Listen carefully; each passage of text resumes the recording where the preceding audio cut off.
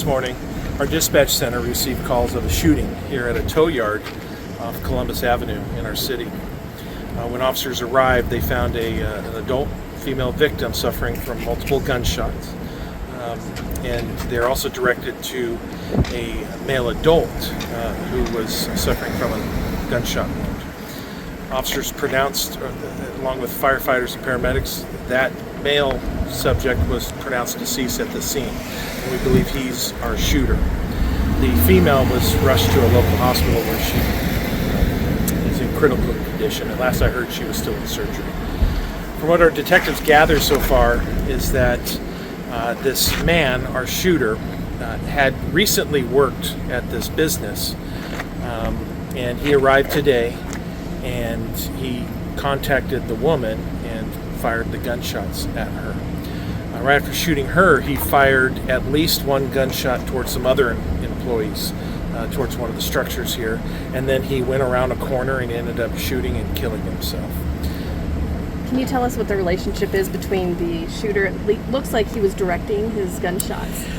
Other than they had worked together until he no longer worked here, that's all we know right now. We don't know if there was if they had known each other outside of work at all. But our detectives from our robbery homicide unit are hoping to figure that out with talking to some witnesses, employees, family members.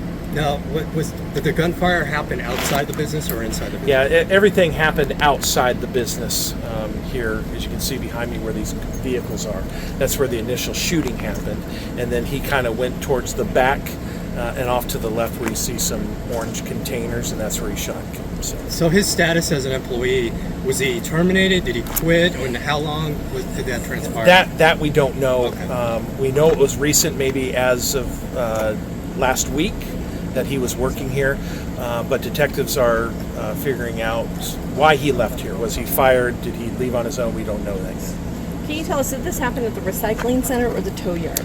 Well, it looks like it happened at the tow yard, but where he shot himself, we figured out if that's part of the recycling center. It seems like there's at least those three businesses here on the property. So where did he work at? Which business did he work for? Yeah. He worked for the Pepe's Towing here. Oh, that's the okay. business that he worked for, and that appears to be the business where the woman and the other employees were working as well.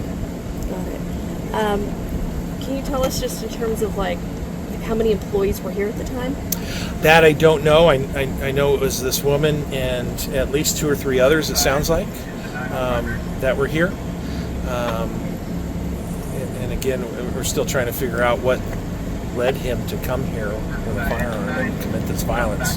Do you have any information on him? Like, does he have any criminal record? Does he have? Is the ownership of the gun legal?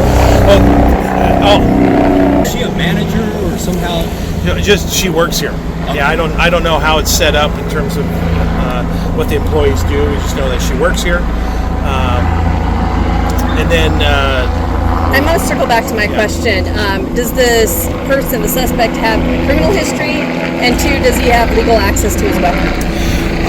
Those are questions that our detectives are trying to figure out. They're going to officially identify him, then run his name, see what type of criminal history he may have. Is he allowed to own a weapon? Does he have any registered to him? They're going to figure all that out during their investigation. But right now, I don't have any answers for that. What can you tell us about